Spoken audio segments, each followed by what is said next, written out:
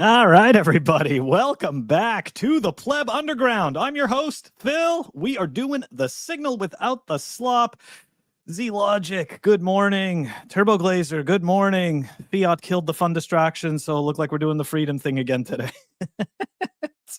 Yeah, huh? Yeah, yesterday we were dead. Yesterday was dead, 85K. It was going to zero, right? There's all the bear market stuff, 40K. Peter Brandt, he's talking about how it's dead. Yeah, that's not quite what happened. Anyways, let's dive right into the stories that we are going to cover. That's right, guys. You're not bullish enough. I'm not bullish enough. Look at what happened overnight. Overnight, we're now dead at 91K and change. All right, there you go. Bitcoin's dead at 91. So what do we got? Got another Tom Lee prediction. Those are fun. Those seem to actually get me some attitude in the comments, right? People get mad that I frame it as Hopium. Look, we're all broken clocks. Okay, if you can't accept that about a human being, right? It's just broken clocks. Okay, and that's okay. So Tom Lee is often wrong. He is sometimes right, like the rest of us. And I just think he is a fun character to review.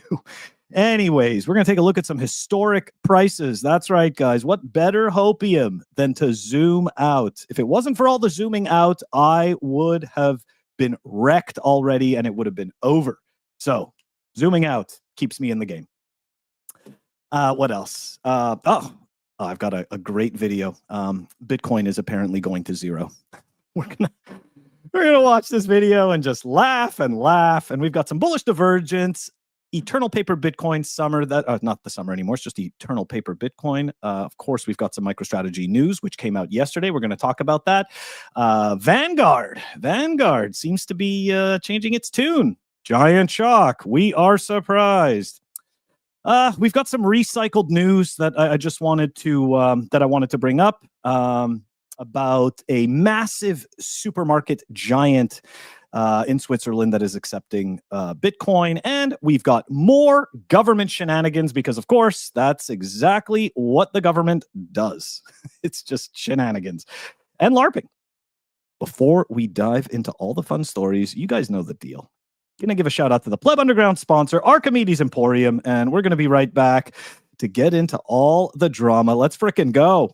Pleb Underground is sponsored by Archimedes Emporium. Discover the pinnacle of precision engineering, starting with their Bitcoin logo wall clock, meticulously machined in Maine from a solid block of aerospace-grade aluminum, ensuring unparalleled durability and performance. Experience the difference of a product made without compromise.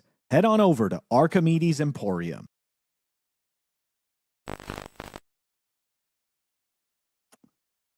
That's right, guys. You're not bullish enough.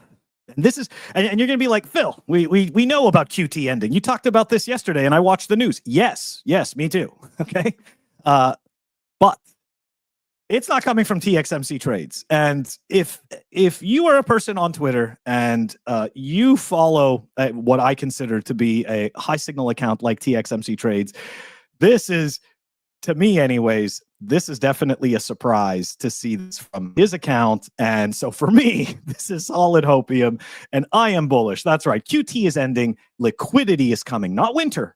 Winter is not coming. Liquidity is coming. Money printer turning back on. That's right. As of today, because they got no choice, the money printer never ends. Okay. They just pretend that they can stop it. So it's all just lies. All right. It's just the way it works. Generational entry. Boom. Massive pump coming. You aren't bullish enough. That's right. Okay. TXMC. I appreciate the Hopium. And yeah, I'm a big fan. Big fan of TXMC trades. He is, in my eyes, a very high signal account. He's oftentimes going to say things that you may not agree with, but at the very least, you will be thinking about your own assumptions. And I appreciate that, right? He's kind of like a voice of reason in a giant pile of noise. Did you know that Bitcoin is now listed as one of the most important technological disruptions of the past 1,000 years? I didn't know. I wasn't aware. But look at that, guys. We're above the iPhone. I mean, this is pretty good stuff. Not bad at all. Anyways, makes me optimistic. Lots of optimism. All right, guys. Historic Bitcoin prices, December 1st. Get ready, okay? Because this is going to be some some face melting hopium. That I mean, again, right? When you zoom out, everything just becomes a whole lot easier. And of course, shout out to the wicked Apple. Right? Everybody gets so mad at him, especially the Knots people. It's so funny. He's such a troll. He's such an awful troll. Even people that he agrees with, he trolls. So just got to put that out there, okay? But guys, look at this solid hopium. Like, look at this, 2009. What was that? 8 cents? Or an eighth of a cent? Anyways, 23 cents, $3 in 2011, guys. I mean, this is. And you're fading this? People think this is over? And you got guys talking about the magic clock that ends the cycles? Come on. Come on. You know, I'm always a critic, and even I'm like, this is fantastic. This is helping me out. Anyways, yeah, I'm a big fan of that stuff. Big fan. Okay, let's dive into let's take a look at some Tom Lee Hopium. Here we go. Yep. TXMC is absolutely a bear. Yeah, he posted that at 85K. Actually, yeah, maybe he posted it sarcastically, but you know what? I'm using it for hopium. All right, see what Tom Lee had to say. You'd be happy with 100 if it got back by the end of December, wouldn't you? Yeah, in fact, you know, I think it was looking good, like you said, over the weekend, and then we got a decline, sorry. Maybe because the Bank of Japan looks hawkish. Yeah. But I don't think the 4-year cycle, I don't think the Bitcoin high is in place. But you're right. You know, we were too optimistic about this happening by December. But I do think. Oh, what was that? We were too optimistic by December. He's changing his tune, right? He's changing his tune all of a sudden. I think Bitcoin can make an all-time high by the end of January. So I don't think we should think the highs are in place for Bitcoin or Ethereum or crypto. So a lot of it's going to depend on equities recovering, which we expect it to. And that helps the animal spirits, and I think a new Fed chair will help.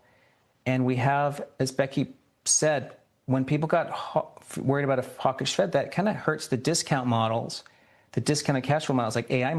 Okay, well, TLDR, he's pushed it back into January 2026. He was going for December, but now it's January. And hey, look, this is to me the kind of the issue with people that that speak with so much certainty, right? It's like, I have no idea what it's going to do. You know, like I've got no clue what it's going to do. So it's like, that's why it seems much worse than it is, right? Because they, you know, guys like Tom Lee will tell you, like, we're going to see 250, you know, 250K by December. This is going to be the biggest rally and and all this stuff. It's like, you say it with so much conviction, and I get it. Part of that is salesmanship, right? But then you got to walk this stuff back. And that just kind of sucks. And I don't know, for me, like, it gets people wrecked. So I don't like it. Interesting. Yeah, he kind of does have a veterinary degree in animal spirits, doesn't he? It's kind of funny, and that's when they say things like that, right? They let you know that it's like, yeah, we have no fucking idea what we're talking about. We're just guessing. This sounds good. That's pretty much all that is. It's just ridiculousness. Okay. Anyways, let's continue, because guess what? We've got, of course, there's always more hopium, right? Ansel Lindner. Okay. He does a show called Bitcoin and Markets. If you don't pay attention to that show, I strongly suggest you at least take a look at it. He does great analysis about Bitcoin. Very low-key dude, been doing this for years. Okay. Anyways, in my eyes, he's definitely part of the signal that is out there. And that's right. Bitcoin most oversold. And guys, keep in mind, this was yesterday, right? Most oversold on the hourly chart since October 10th with a bullish divergence. And this was us yesterday. I'm not convinced it's over, guys. I feel like that the Leonardo DiCaprio gif, right? I don't think it's over. And so my money is where my mouth is. I don't think it's over, and I'm going to go down with the ship based on that assumption. Okay, here we go. Here's some FUD. If you didn't see this video, probably going to be a little surprising, but if you did, then you already know what you're in store for. Here we go. Here we go. This is why Bitcoin's going to zero, guys. Pay attention. Okay. Satoshi, what would that do to Bitcoin? Everybody would sell it. Everybody would sell it because Epstein was a pedophile. So that's not going to help the BTC maxis. What it's going to do is it's going to tank it. So if I'll go even deeper down the rabbit hole, I'm sure Epstein was, and that's probably why they killed him in prison. So when you think about it, do you think that the government would invest all of this money, not knowing with certainty that whoever Satoshi was and wherever his wallet was, that $30 billion that's just sitting in the cloud somewhere? There's no way you can tell me that a country as smart as the United States would throw all of its money in there if it didn't know who Satoshi was. It definitely knows that it was either Epstein. They definitely know it's not China. If it was China, they wouldn't have been so anti-Bitcoin. So you have to understand, countries, a few of them, have already unloaded their Bitcoin holdings. It's one of the reasons why the market crashed as hard as it did. So if you understand this information, you know this information, you can create for yourself your own calculation of risk and say, I'm not going to put my money there. I wouldn't do it because I think it's stupid. You can put in XRP and make so much more money. XRP is... That's right, guys. That's right. All of that for him to shill.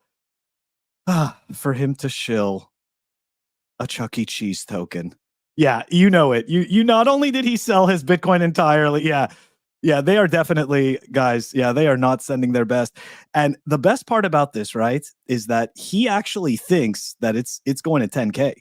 Going to $10,000. You don't have the conviction or the belief because we can do math.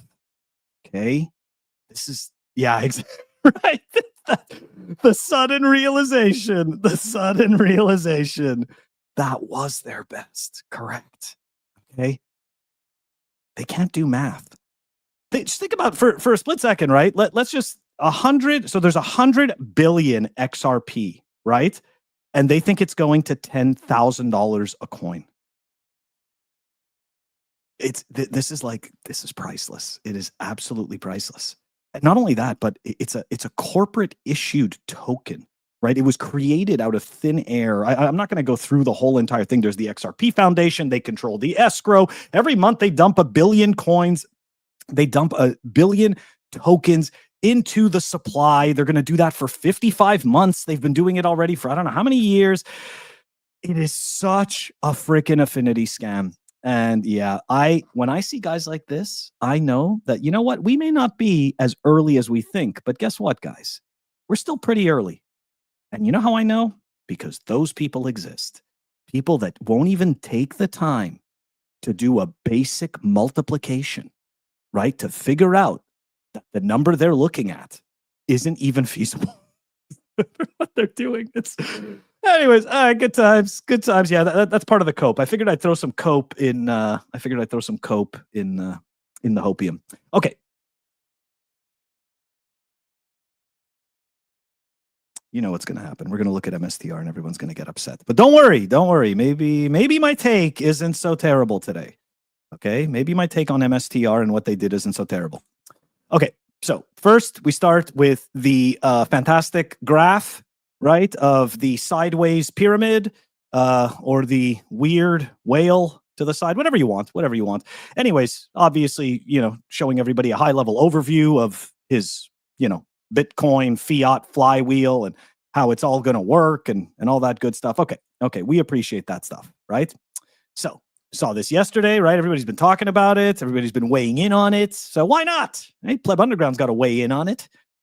Strategy establishes a 1.44 billion USD reserve to support dividends on its preferred stock and interest on outstanding debt. Yeah, that's right. Like, that is a good thing for the shareholders. That is absolutely a good thing for the shareholders. Nothing wrong with that, okay? What he's doing here is creating some fault tolerance, right? Some resilience. Anyways, the reserve was funded through its ATM stock offering of common shares, and the company aims to grow it to cover 24 months or more of dividend payments. So, unfortunately, right, what this actually tells us, the other side of the coin, right, is that, he proverbially kick the shareholders in the nuts by, of course, dumping more shares onto the market in order to fund this cash reserve. Now, what that indicates, obviously, is that the business itself, which I have said 1,000 times that nobody wants to hear or pay attention to, okay, is that the business doesn't generate enough operating income to cover costs and to cover all the dividend payments. So this is why he has to do this. However, the fact that he did this is a good thing. Okay, it does make it so that MSTR can be more resilient in a more economically diverse environment, right? In a really difficult environment, he can still afford to make those dividend payments. I'm okay with that, right? I don't want to see these businesses fail. What pisses me off is that failed businesses are pretending that they can afford to hold Bitcoin. That's what upsets me, right? We don't want to see all this fall apart. I'm a hodler. Of course I want to see it all proliferate, you know? So anyways, I do consider what he did was a good thing. However, I do want to see that he is going to develop his business and actually get that operating income to catch up with their expenses, and so that he doesn't have to continue to kick the shareholders in the nuts. You know, like that's what I'd like to see. Anyways, we'll see if it actually gets there. Okay, let's continue on this thing here. What he's been talking about, right? The USD reserve will be primary means of funding the dividends. It's going to be a target reserve minimum of 12 months of dividends, 1 year of runway. It's pretty good. We intend to strengthen the reserve with the goal ultimately of covering 2 years, right, of dividends. Good, right? That's fault tolerance. That's excellent.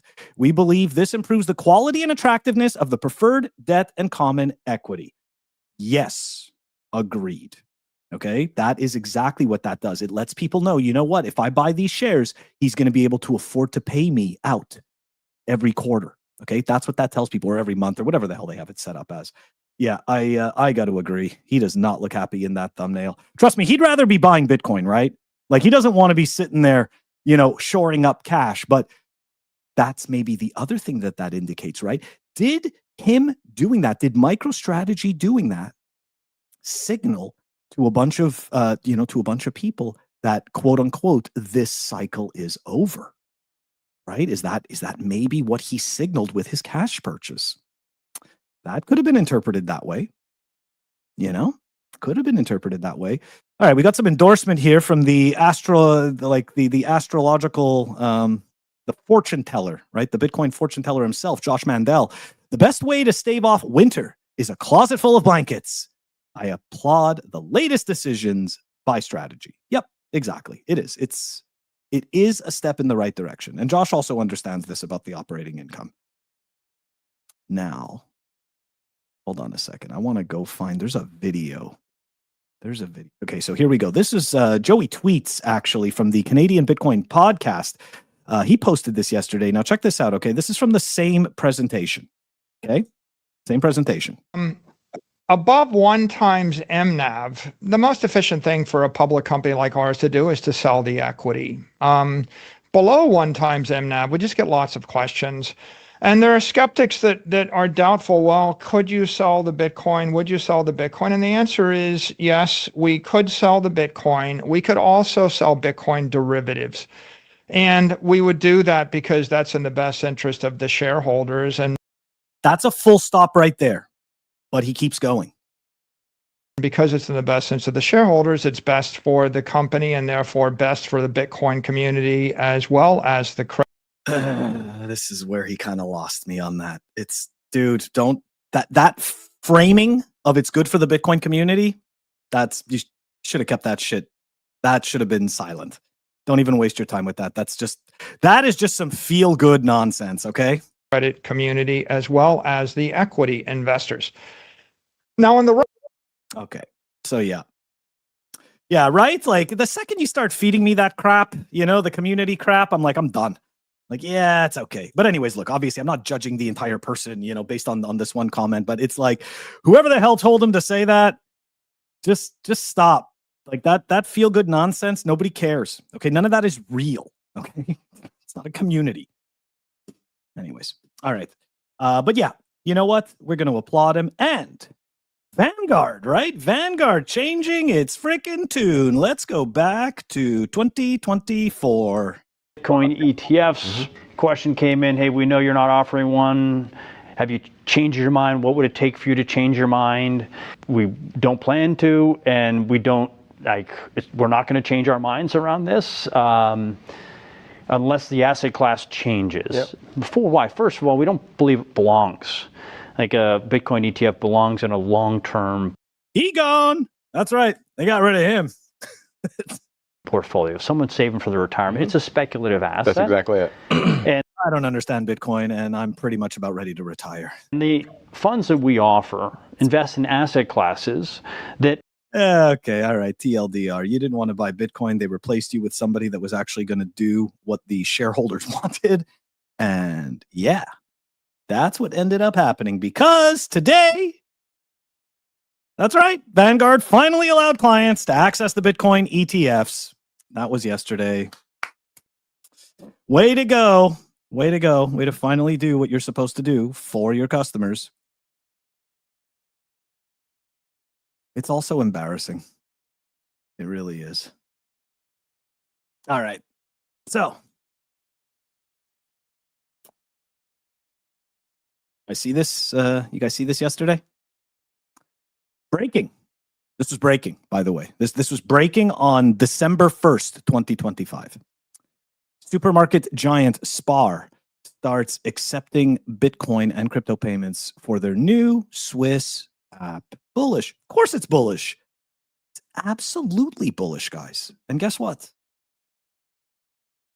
It was bullish back in April when it was first announced as well. You don't got to recycle news. Like this is this is part of the problem, right? Like most people, like nobody checks anything, right? And I'm guilty of that too, right? Like I go and I do my best to, check as much as I can. I don't catch everything, but it's like you can't trust any of the sources because all of the sources are fucking just trying to get attention. That's it. That's all it is. All just attention, Yeah, exactly, right? Exactly. He knows it's old news. No, that wasn't Charles Barkley. That was Tom Buckley or Tim Buckley. Either way, he gone. He didn't do what they wanted, so they put somebody else in that would. But yeah, Bitcoin Magazine, right? It's pretty interesting. I did not appreciate. I remember when the ordinals came out and they made that spam edition, and there was a whole lot of damage control to try to get people to. Yeah, look, there's no world where you're going to get me to believe that JPEGs on Bitcoin is not a complete waste of freaking time.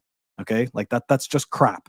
All right, we can do all these shenanigans and all this stuff, but at the end of the day, nobody wants this. Nobody that's actually using Bitcoin wants this crap. It's only people that are looking to extract value from people who have no idea what they're doing. That's it.